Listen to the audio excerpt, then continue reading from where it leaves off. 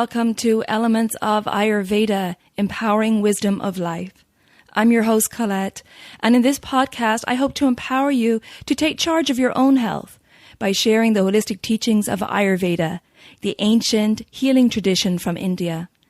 We will also discuss topics like health and wellness, nutrition, yoga, fitness, meditation, breath work, and much more, as well as interviewing lots of inspiring people along the way.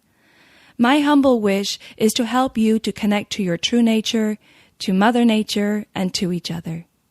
If you like the content, be sure to subscribe to the show, and the new episodes will automatically download for you to enjoy.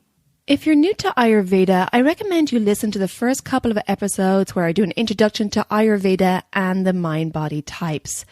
I've also set up a Facebook group for us to connect and to support each other, and I'd love for you to join me over at Elements of Ayurveda podcast group.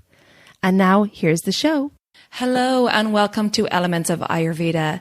Today, I'm honored to be joined by Dr. Claudia Welch, who is the author of Balance Your Hormones, Balance Your Life, Achieving Optimal Health and Wellness Through Ayurveda, Chinese Medicine, and Western Science, and The 4 Qualities of Effective Physicians, a practical Ayurvedic wisdom for modern physicians.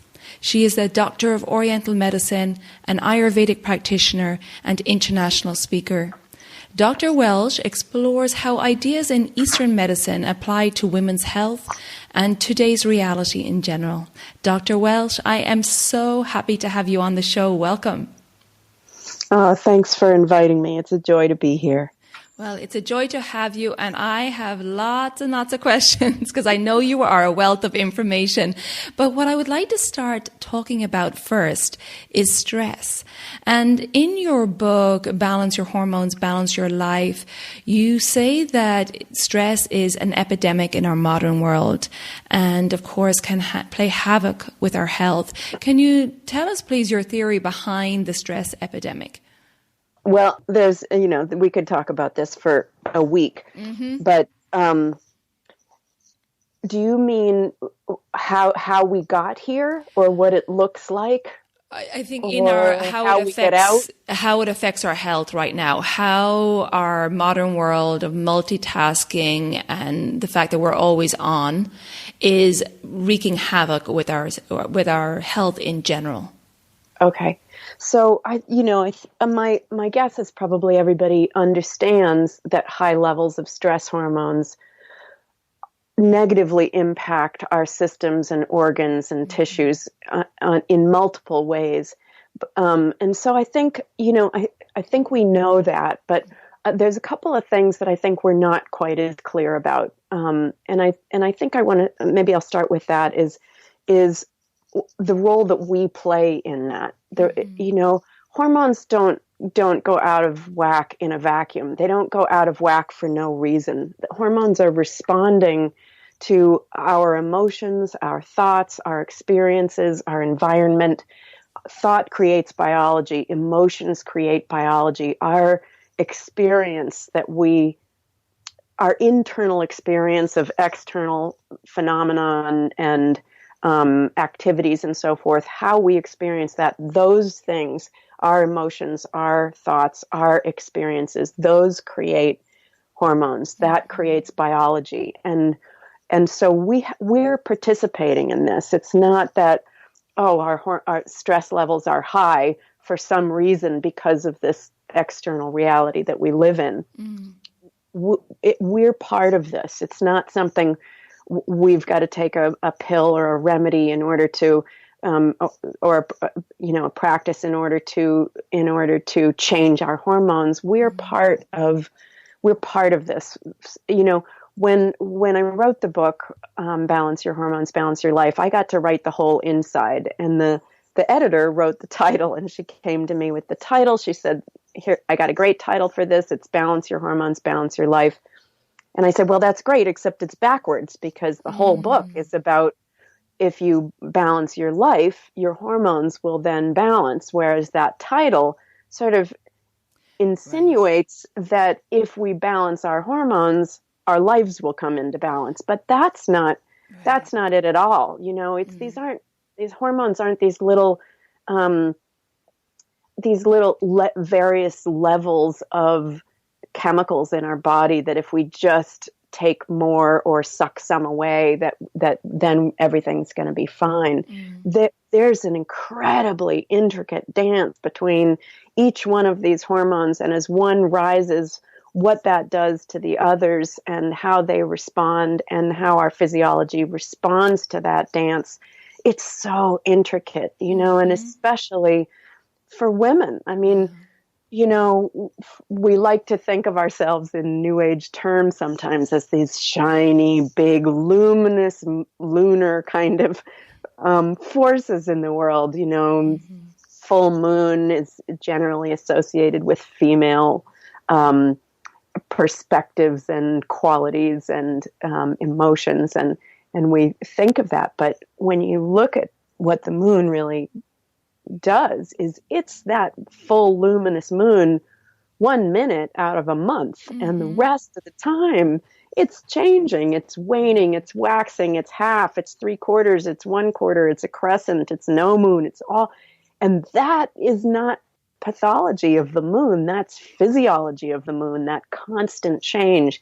And that's what we're experiencing as women, this constant change where one hormone rises and falls and another rises and falls. So it's an intricate dance. And so when we talk about a stress epidemic and what that's doing to us, the question, if we turn that around and we have a revolution in thought, which is to say we turn our attention from the outward analytical view of the external reality and stresses and how that's playing on us, if we have a revolution in perspective and turn that awareness into our own selves and consider, how am I contributing to the stress epidemic?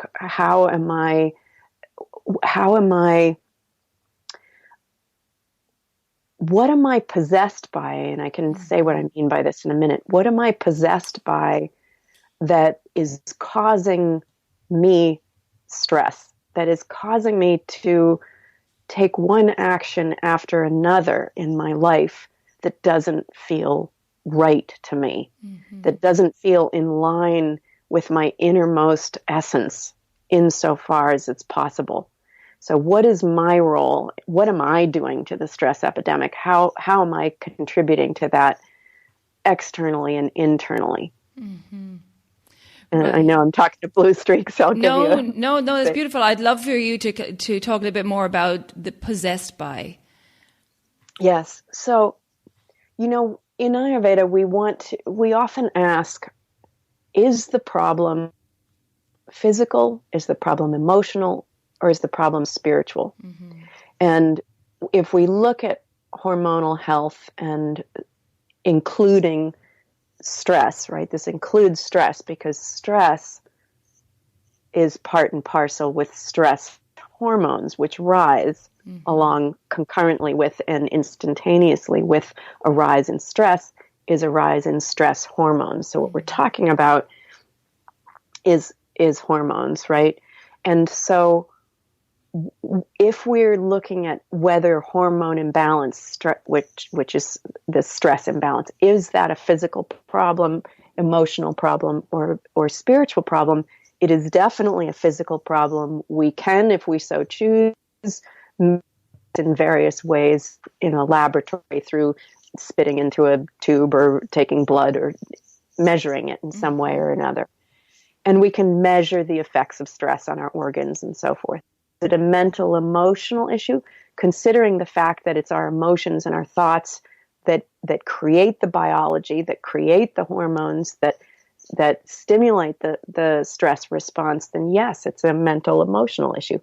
And is it a spiritual issue? This is where the idea of possession comes in. And this, what we think of in Western world, Western cultures, modern Western cultures, as spiritual, it's not really what the Ayurvedic ancient classics are meaning when they use the word spiritual. So in other words, for most of us, spiritual means, oh, my soul and my journey with my soul to the divine and a relationship with the divine. This isn't necessarily what classics in Ayurveda we're talking about. Speaking more about possession, curses, blessings, what the planets were doing. These kinds of things were more along the lines of spiritual maladies, and spiritual remedies were more along the lines of mantras and yantras and rituals and gems, amulets, these kind of things. And when we look at this from a modern point of view, we often think, oh, that's backwards. I can't relate to that. But that we can very much relate to this. And to flesh that out a little bit, I don't know if you or your listeners, this may have been a very North American phenomena, but in the 80s there was this of Cabbage Patch Kids. Do you remember those? I don't know if you remember the craze around those, but they all sold out. And for Christmas, parents were standing in line literally for a day or two to get their kids a Cabbage Patch Kid. Right. And they would sometimes spend hundreds of dollars on the black market. And the parents were possessed by this idea that they were good parents if they got these for their kids. Yeah. Kids were possessed by the idea that if they didn't have a Cabbage Patch Kid, they would just die. And so they put a lot of pressure on their parents. And so their parents would stand out in the cold for hours or days to get this little doll that was all the craze. That's a possession leading us to do what looks like crazy things, right? The tulip mania in Holland, that in the Netherlands, that was a possession. One tulip bulb would have got you a mansion in prime real estate there at the height of the tulip craze. That's a possession. And those things seem sort of more obvious if we start looking at it like that. But each of us are possessed by a belief system that is guiding our actions in the world, in our lives, in our professions, basically in our actions. Our every action is lining up behind what is possessing us at that moment to do those actions. And that possession could be a benign or a malignant possessive force, right? Where if it's malignant, I mean that by, suppose I have this idea of success and climbing a ladder to success, and I'm really not enjoying it at all. So when my actions are in line with idea of what success is that doesn't resonate with me, I'm being possessed by this idea, and I'm acting like a crazy person in the grip of that possession. And by crazy person, I mean I keep doing something I hate. Right. I keep doing something that causes me anxiety. I keep doing something that causes me constriction in my organism, in my mind, in my spirit. And so when we look at it like that, very many of us are possessed. And, that there's a simple kind of, there's a simple exercise I can do to consider this idea of possession, and if I'm being possessed by something, when I'm contemplating about to perform an action. Can I share this with you? Please do. Yes, this is great. So let's look at a little exercise we can do to consider what may be possessing us, right? This works for me. Like, what I generally find are there's two different possessive forces that are somewhat opposite sides of the same coin. One side of this coin is seduction and the other side is fear. So in this example of, will I go out to dinner with Liz and Jane tonight? There's these seductive voices. Oh, if I go out to dinner with Jane and Liz, Jane might bring her brother, and I got a bit of a crush on him, and maybe I'll see him, or even if I don't see him, I'll get closer to her, which could help me get closer to him. And Liz is the daughter of my boss, and if she likes me, maybe she'll report something good to my boss. and she always picks up the tab, so I'll get a free dinner out of it. Oh, and there's such yummy food there, and if I go there, I'll be able to have this dish or that dish, right? So there's these seductive voices that maybe we don't want to totally cop to, but they're often there. Right. And then on the other side of that is it's just the flip side often, where so it'd be like, well, if I don't go, I won't get as close to Jane's brother, who I like, or maybe my boss will think poorly of me for not going out with her daughter, or I won't get a free meal out of it, and I'm kind of pinching my pennies these days. So both of these things are speaking to us, and if we don't have something that speaks to us more strongly, that we're more committed to, very often those voices win. I find if those are the default voices, and they will win unless I'm committed to a different voice. But before I go to that different voice, the thing, all these seductive voices and these voices of fear, none of them are real. Right. They're just not real. They may or may not come to fruition. They may or may not be accurate. They're just these voices that have a highly possessive capability in terms of our actions, unless we're committed to this third voice, which is the voice of our innermost essence, to the extent and the ability we're able to. And so in this case, if we listen to our innermost voice will give us one of three possible answers to any of these questions. Should I go out to dinner with Liz and Jane? Any question of action. And the possible answers, are yes, no, or nothing. Those are the possible answers. Right? And so if it's yes or no, then the only and we're committed to aligning our actions with that inner voice, then the only question becomes, do we have the courage to act in alignment with that yes or no? And both of those take great amounts of courage, perhaps especially these days, acting in alignment with no. Because, for example, I think that in the Western world, we equate courage with doing and action, whereas I think it takes tremendous courage, and in my experience, it takes tremendous courage sometimes to say no to an action and to do nothing and be still. Absolutely. Yeah. And both of these things take courage, to say yes and to say no, and they take equal or more amounts of courage in different times in our life and different situations, depending on how loud those voices of seduction or fear are for us, and how influential they are, and how much they possess us. But if we are self-possessed and going into that inner voice, we get that yes or no. And what if we get nothing? What if we don't hear anything in that inner voice?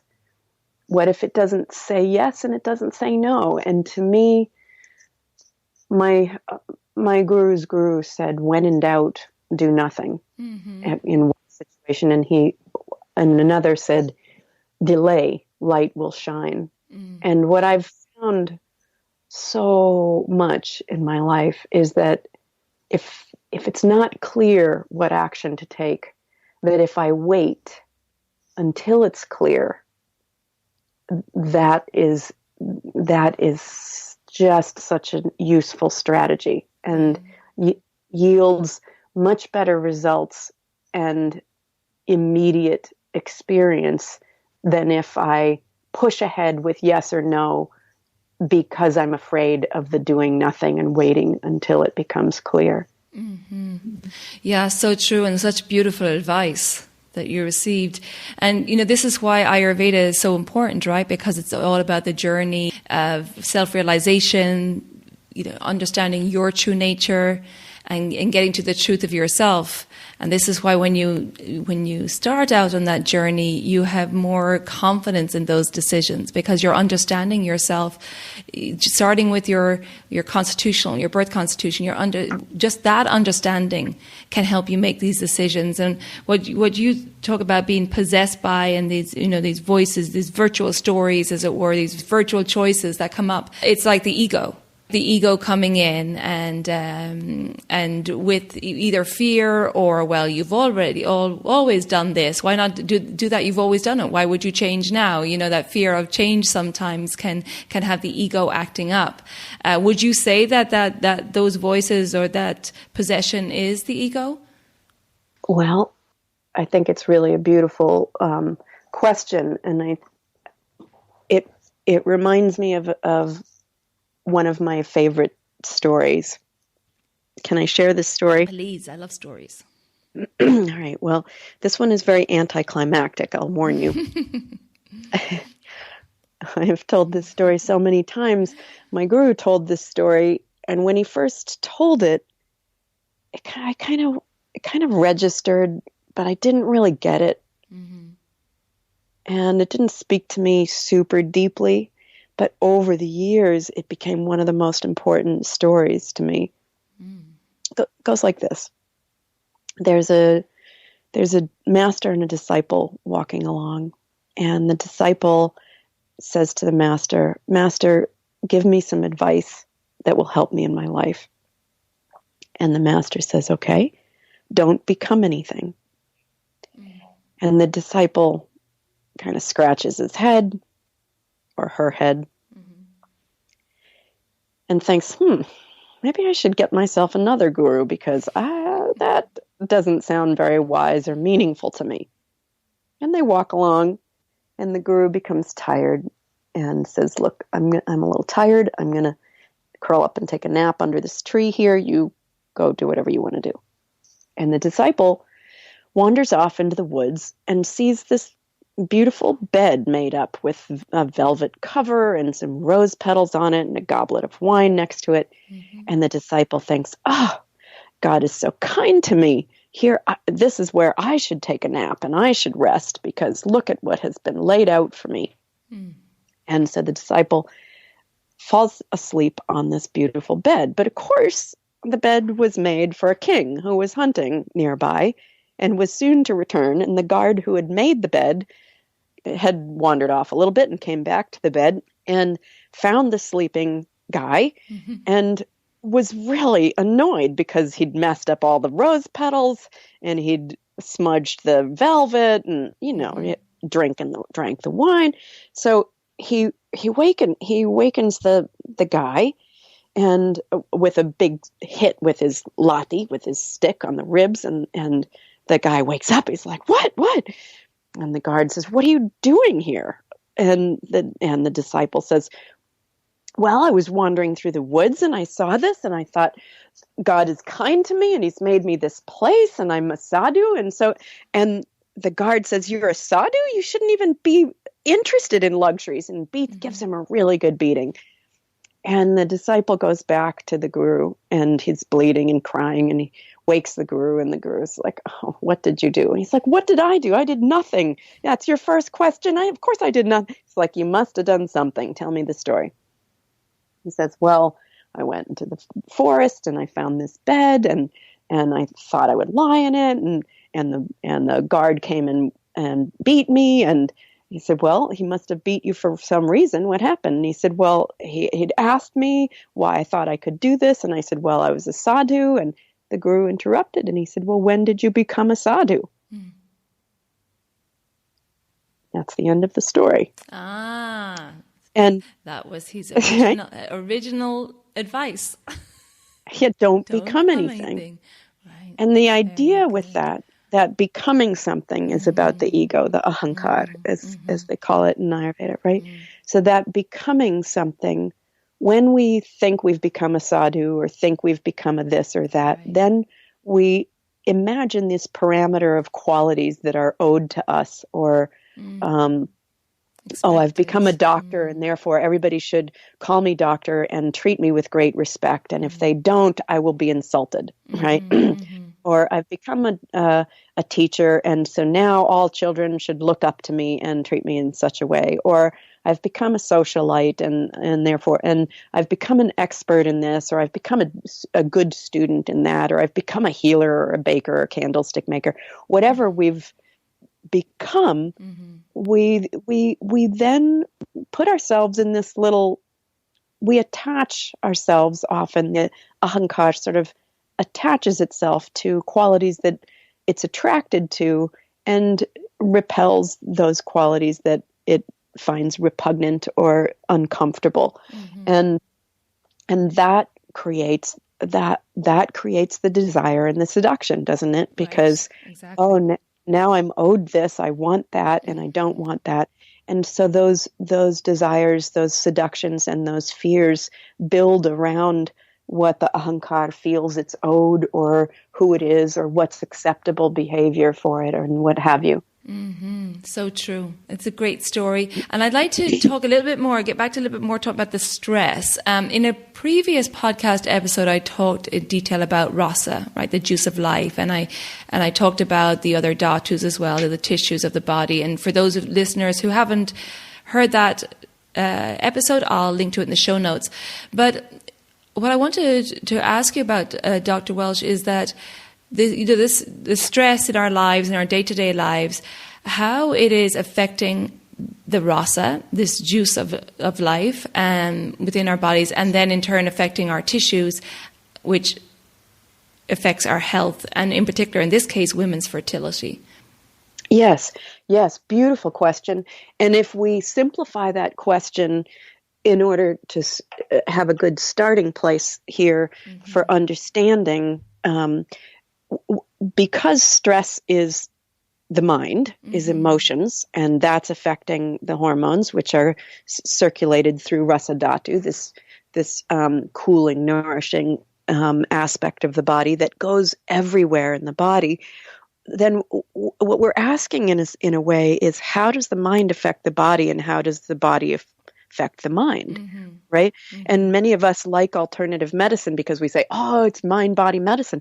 But a curious thing is that in Ayurveda, we actually, if we look at the classics, there's not a clear description of how the mind affects the body. But what it does give us are hints. And when we put these hints together, a very interesting picture indeed emerges. And so in order to understand this picture, we have to understand a couple things, not in detail, but in general terms, which is how Ayurveda organizes the body, how it says the body is organized, and describes the body and mind organism. So one of the ways that Ayurveda views the body and the mind is through something called the channel systems. The srotamsi is the plural, srotas is singular. Men and women have 13 shared channel systems, which we don't need to know all of them, but each one of those, they bring nutrition into the body and they bring waste away. They nourish a certain system or organ or tissue, and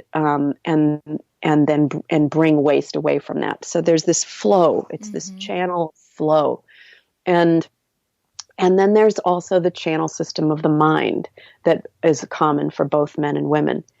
And when we look deeply at these channel systems, there's a couple curious things that emerge. One is that these 13 of these 13 shared physical channels and the one shared mental channel, the channel system of the mind, 3 of them have several things in common, and that none of the other channel systems have. 3 systems only have to go everywhere in the body. And these 3 systems include the mind. The mind needs to be able to move freely throughout the whole body. We need to bring our attention, our awareness to the bottom of our feet and the top of our head and everywhere in between. The mind has to be able to go everywhere. prana, the life force, has to be able to imbue every cell and go everywhere in the body. And rasa, this beautiful substance that you mentioned, this cooling, nourishing aspect of the body, rasa has to go everywhere in the body. In every cell, there needs to be cooling nourishment brought, and there needs to be life force, and the mind needs to be able to go there. The attention needs to be able to go there. So that's one thing in common with those three different channel systems. A second thing in common is that they are all rooted in the heart. These three channel systems are rooted in the heart. And a third thing they have in common is a very interesting thing, which is something called the 10 great vessels. And what is even curiouser is that these 10 great vessels are nowhere in the Ayurvedic ancient classics listed. But what is said in the Ayurvedic classics, in Sushruta specifically, is Sushruta says, for information that's incomplete in these fundamental texts, you need to go to the sister sciences, yoga, Jyotish, Sanskrit, Tantra, these other sister sciences of the Vedic sciences. So if we're interested in the mind and prana, we would look at probably Tantra and Jyotish and yoga to flesh that out. And sure enough, in some old tantric texts, we do find a listing of what the 10 great vessels are. And the 10 great vessels are as follows: one for each eye, one for each nostril, one for each ear, one for the mouth, one for the organs of elimination, one for the organs of reproduction, and one that goes up the sushumna, this channel that's said to go up the inside of the spine and out the top of the head. Now, all these channels are not the orifices, the eyes and the ears and the mouth themselves, or the orifices for elimination or reproduction. They're the internal channels associated with those orifices. And we know this because there's a separate term for the orifices, the external channels. So there's these internal channels. And what these tantric texts say is, of these 10 channels, 3 are most important. The internal ones connected to the left nostril and the right nostril, and the channel that moves up along the inside of the spine. And of those 3, really 2 are available to most of us, because most of us don't really know what we're doing with that third channel. And my guru was clear that he thought we shouldn't mess around with that unless we knew what we were doing. So for most of us, the most powerful of these 10 channels of the mind and prana and rasa are the internal channels associated with the right and left nostrils. These are called Pingala and Ida, respectively. And we activate these when we do things like alternate nostril breathing or any kind of pranayama techniques. But what this all means, if you pull this together, is that because prana and rasa and the mind have to go everywhere in the body, and they're all organized on the same track of the heart and the 10 great vessels, that when we affect the 10 great vessels and the 2 most powerful ones, these internal ones associated with the breath, when we use the breath consciously or unconsciously, it will immediately affect prana, rasa, and the mind. So the second that we experience fear, we will affect prana and rasa. The second that we affect rasa, we will affect prana and the mind. The second that we affect any one of these 3, prana, rasa, or the mind, we will concurrently and simultaneously affect the other 2. So what we see is that even the question, how does the mind affect the body, or how does the body affect the mind, we only say that because we can't really wrap our consciousness and our mind and our understanding around the fact that they're the same. Right? And so the minute that we affect, that we feel fear, that we feel stress, that very minute we are affecting rasa, and that rasa will be affected, and that will affect the nutrition that is being received and that is nourishing all the organs and tissues and systems of the body. So that will affect digestion, that will affect reproduction, that will affect conception, that will affect fertility, that will affect the respiratory system. Every system is nourished by rasa and prana, and so they will be immediately affected by this. Absolutely, yes. And like you said, rasa, along with the prana and the mind, permeate the whole body. So it's going to, like you said, affect everything. And you talked about how there's a channel flow through the body. And for women, we have our own monthly flow as well. And I'd like for you to talk about why it's really important on those lines of our lifestyle, affecting our rasa, and then in turn affecting our cycle, whether it's scanty periods or loss of a cycle or so on, and how is that affecting our fertility and the steps that we need to take in order to rectify that. Okay. Well, it's a huge question because there's so many ways that the cycle can get disrupted and that fertility can get disrupted. But let's kind of back away and look at it in a general term. This word rasa, right, which is such a beautiful word. It means juice, it means flavor, it means taste, it means sap, like the sap of a tree, and the quality of an experience. It means all of these things. The color of the experience, like not the color, but the quality of the experience. It delivers a certain kind of juice, whether that is bitter, a certain kind of flavor, whether it's a bitter flavor or a loving flavor, a juicy flavor, or if it's kind of dried up, right? Rasa is this beautiful word, and it's also related to that channel system that delivers rasa everywhere, and it's related to what we call in Ayurveda a dhatu. It's a particular kind of tissue, this rasa tissue. And when we are talking about the dhatus, the tissues, we also talk about the upadhatus, the upadhatus and the mulas associated with the tissue, the waste products and the secondary products associated with the primary tissue, in this case, rasa. So in the case of rasa, the upadhatu is the menstrual blood, is the menstrual flow. And so when we look at the menstrual flow, when we look at the menstrual cycle, we get a sense of how healthy or unhealthy or affected one way or another rasa dhatu is, this cooling, nourishing tissue that has to go everywhere in the body. So if there's sufficient full rasa in the body, the period will be full, it will be nourished, that it'll be a good flow, it'll be a good color, a nice kind of bright color, not too watered down, not too much mucus in it, not too much clots. And if there's too much clots, you get a sense that there's some stagnation and congestion in rasa dhatu.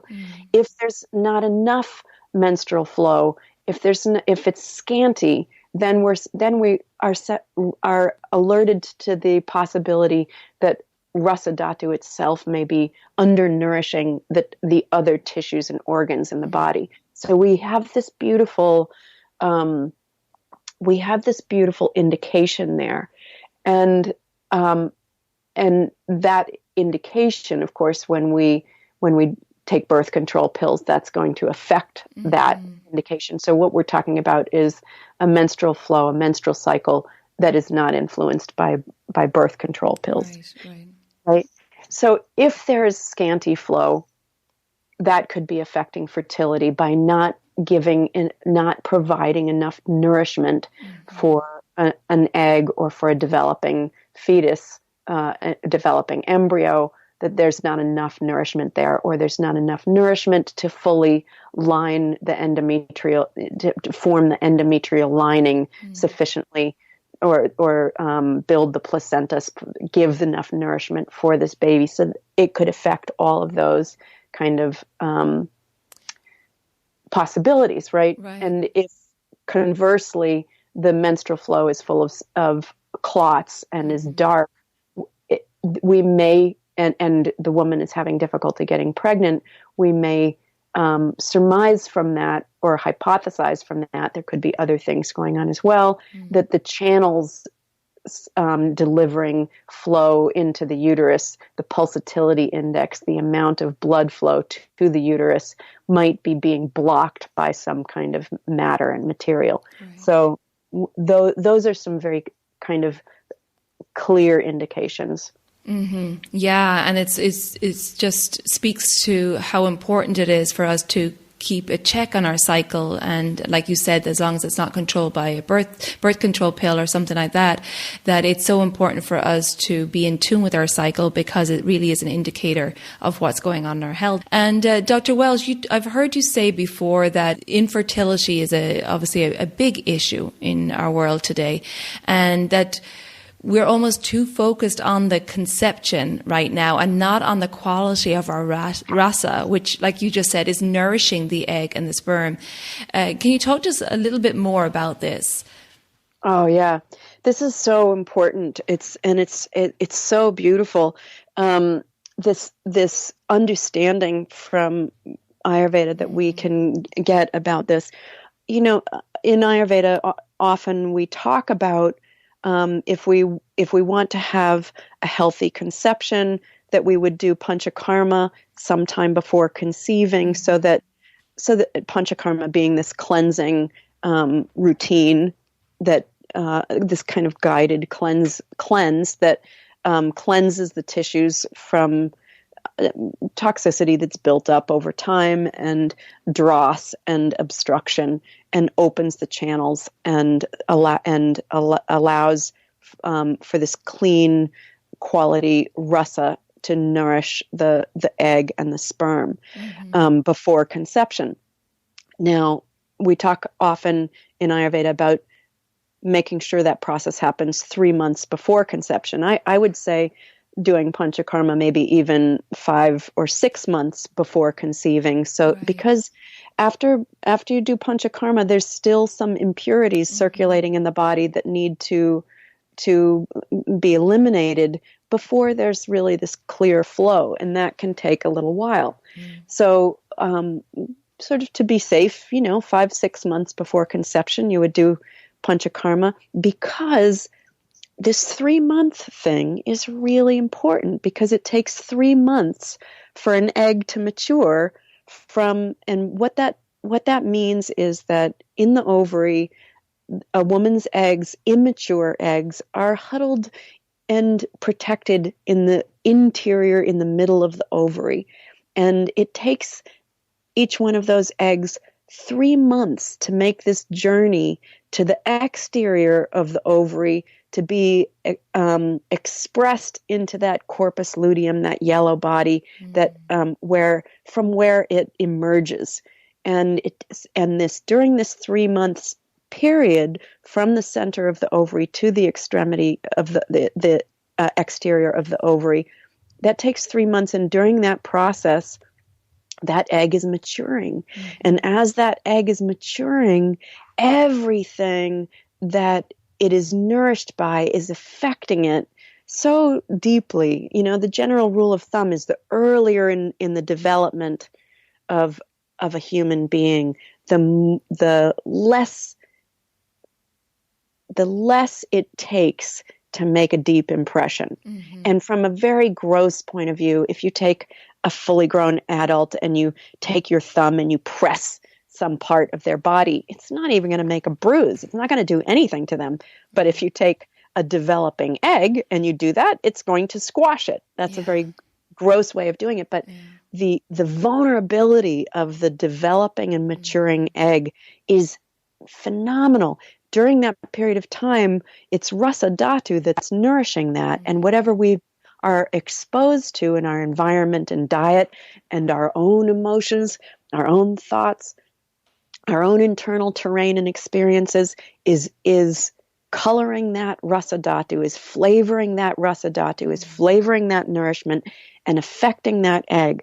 And whether or not that egg matures appropriately is huge in terms of a completed pregnancy, because if that egg isn't viable, the woman may conceive, but she may miscarry in the first month, which is when most miscarriages happen. Mm-hmm. And those miscarriages are by far and away more due to the viability of the egg than they are, and the growing embryo, than they are about the woman's ability to carry to term. Mm-hmm. So and the same with the sperm.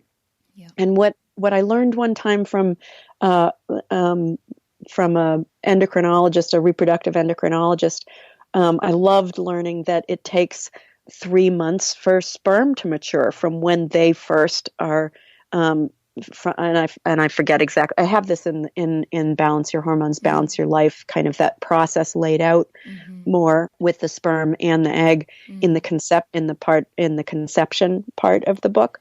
Yes. And I would just really encourage people to read that to understand the power of what's going on with the sperm, both the sperm and the egg, for 3 months leading up to conception. And if rasa is clear and clean and nourishing during that process, the potential for that pregnancy to come to full term is far greater. There's a wonderful book that is not an Ayurvedic book. It's a Western science book, but it's the only book I've ever seen that is really about these 3 months before conception. It's called It Starts with the Egg by Rebecca Fett, Fett. Great. And while she's coming from a very Western point of view with Western science, it's so interesting to read. She comes up with various supplements and remedies to take during that period of time to increase the possibility of having a well-nourished egg. But if rasa is healthy during that period of time, then the egg and the sperm, for both the man and the woman, the rasa needs to be healthy. Both the egg and the sperm will develop as optimally as possible and increase the likelihood by far of not miscarrying. Yeah, and this, like you said, Dr. Welch, this is such important information for people to understand, because there is such a focus on conception, and nowadays people are resorting to IVF in order to conceive.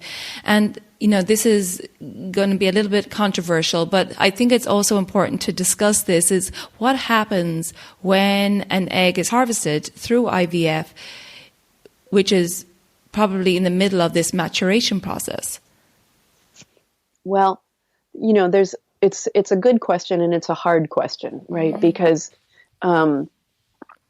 Because while some women feel that their lives can be whole and fulfilling without giving birth to a child, there are some women or some couples that feel that it's very, very important that they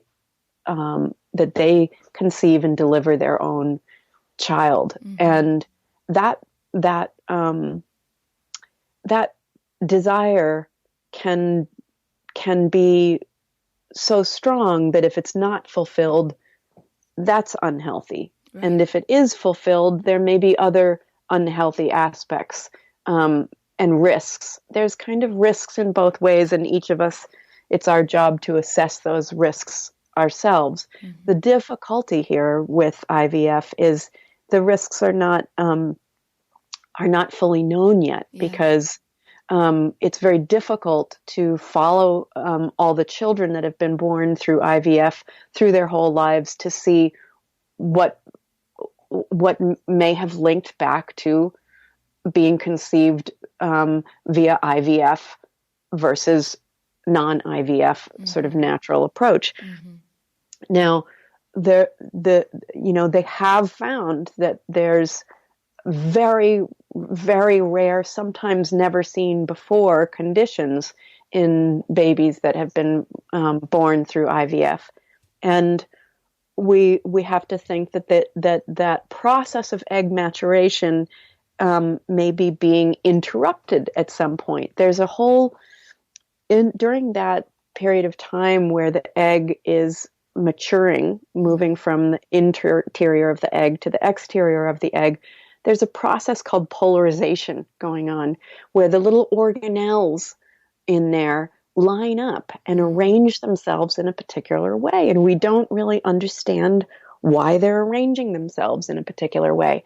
But what we do know is that is a very delicate process, and the maturing egg is super vulnerable to influences. So when we pull that egg out, how is that influencing that process? These are questions that are probably pretty difficult to answer, and that I'm not confident that we've answered them yet. Right. But also just to think, a little bit more about the preconception phase, that it's so important to think about, the quality of your rasa, the quality of your lifestyle, where you are. And there, often in our world, we don't have that preparation for conception or preparation for family to come. And I think doing a cleanse like that, preconception, like you said, 5-6 months out, getting yourself and your partner ready physically and mentally for this new child to arrive. I think that's such a wonderful thing to do. And so hopeful. I mean, yeah. I just want to say that too, is that how many times I've seen women who are having trouble getting pregnant get pregnant. Mm-hmm. How many times I've seen women who have a history of miscarriages stop having miscarriage. Yeah. I've seen this many times, and panchakarma is very useful. Acupuncture is extraordinarily useful. Mm-hmm. There's herbs. Seeing what that quality of rasa is, what the quality of the menstrual cycle is, sharing that with your healthcare practitioner, not trying to navigate or learn it all on your own, right. But having a healthcare practitioner that you really trust working with. And it's not one of the harder things usually in alternative medicine. It's very responsive. The system is very responsive to dietary changes and lifestyle changes, and removing obstructions and building nourishment, and depending on what is needed. So tremendous hope on all these levels, and yeah, tremendous hope. Absolutely. And it's such a win-win because, not only are you, with getting your body in balance and your mind in balance, then you have, this conception of a baby, but you're learning so much more about your own body and how to take care of yourself. And like Dr. Welch says, the body is very responsive to it.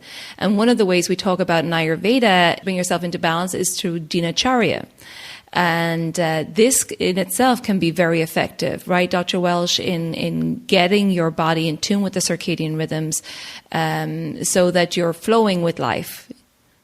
Absolutely. And, I know we're coming to the end of our conversation here, but it's a beautiful place to end, because I'm really glad you brought it up, because it can bring us full circle. When we're looking at how the stress epidemic is affecting us, and we're turning that around and saying, how are we participating in stress, and the value of looking, listening, perceiving the voice of our innermost essence to the best extent we can, how valuable that is in our own physiology, our own health of our organism, our own health of our body, mind, and spirit. When we see how valuable that is, we want to cultivate that. And one of the beautiful aspects of a dinacharya, of a daily healthy routine, is spending a little time practicing listening for that inner voice and to that inner voice. Exactly. So I'm hopping in here because if you're ready to cultivate that inner voice, those dinacharya, those deep daily self-care practices, and start listening to that inner voice more, that essence of you, well, I want to let you know that I have a group online course coming up called Daily Habits for Holistic Health, which is all about the dinacharya, the daily self-care practices. It's also about listening deeper to your intuition, to that inner guidance. And because it's a group program starting February 9th, it's discounted. So click on the link in the show notes and you can find out all the information on that. Again, it's starting February 9th. It's an online course, so you can do it from anywhere in the world. And it's a 4-week course. There's a short webinar you watch every day, and we will support each other throughout the course. And also you'll get access to a private webpage with lots of webinars and worksheets and yoga videos, meditation tutorials, pranayama, breathwork tutorials. It's a holistic health course for these daily habits, these dinacharya. So click on the link in the show notes or visit my website, elementshealingandwellbeing.com/daily habits course. That's elementshealingandwellbeing.com/daily habits course. Now, besides from reading your book, Balance Your Hormones, Balance Your Life, which I loved and I highly recommend, where can listeners find out more about you and your programs? With two things really. The main thing is going to the website, www.drclaudiawelch.com. Welch has no S in it. It's like the grape juice. Mm-hmm. So www.drclaudiawelch.com. There's tons of free resources there. Conversations like this in the Conversations and Lectures page on the resources. There's tons of free articles. And when I'm writing an article or a blog post for that, I'm never doing it just to sell something. I'm doing it because I really am thinking about something and wanting to share that. So it's not a bunch of garbage. There's really good stuff. And there's online courses. There's this, and if you're interested in this hormonal discussion, there's a course called Healthier Hormones where women join from all over the world. Mm-hmm. The books are available. There's downloadable visualizations in the shopping place under audio, where there's a Nadi Shodhana visualization, which is a hands-free gentle alternate nostril breathing technique that is one of my favorite for balancing hormones because of working with Idan Pingala in the ways that we talked about. Yes. And then finally, just on the website, please sign up for the newsletter, because I don't bombard people with it, and that's where I let you know about new stuff that's coming up and new courses and events and stuff. But all the stuff on the website that's there now is about what's going on now. Wonderful. Yes. And I'll link to all that in the show notes. So just hop over to the show notes and we'll get you over to Dr. Claudia Welch's site. It's amazing resources. So thank you so much. My great joy, Colette. And thanks everybody for listening and being here today, and for the strength and cheer and joy that we all march on in our lives. So thank you. Beautiful. Thank you so much for joining us, and I wish you well. Thank you so much, Colette. Take care. Bye-bye. Bye. You too. Bye. I hope you enjoyed that chat with Dr. Claudia Welch, and I know this was a topic that many of you requested, so I hope you found it helpful. I have two big announcements. The first one I spoke about just a moment ago, the upcoming Daily Habits for Holistic Health course. That will be starting on February 9th. This is the group online discounted course. So click on the link in the show notes for all the details. My second big announcement is that I am doing a 3-day Ayurveda and yoga retreat in October of this year. It will be October 11th to 13th. And I'm going to host it here in the little village, Villefranche-sur-Mer, which is just outside Nice. Nice is an international airport. Nice is only about 7 kilometers away. So it's really easy to get here from anywhere in the world. And I would love to have you here in my village, do some Ayurvedic classes and workshops together and some yoga practices, and show you this lovely village, which is a really special energy. It's like a little cocoon here. And you can find all the details in the show notes or hop over to my website, healthandwellbeing.com/retreat. I'm very excited to be back doing retreats again. It's been many years since I hosted one, and I'm very excited to have it right here in Villefranche-sur-Mer in the south of France. So I hope to see you here maybe in October 2019. Don't forget to join us over on the Elements of Ayurveda podcast Facebook group. The link will be in the show notes. Okay, take good care of yourself, everybody. Be well, and ciao for now.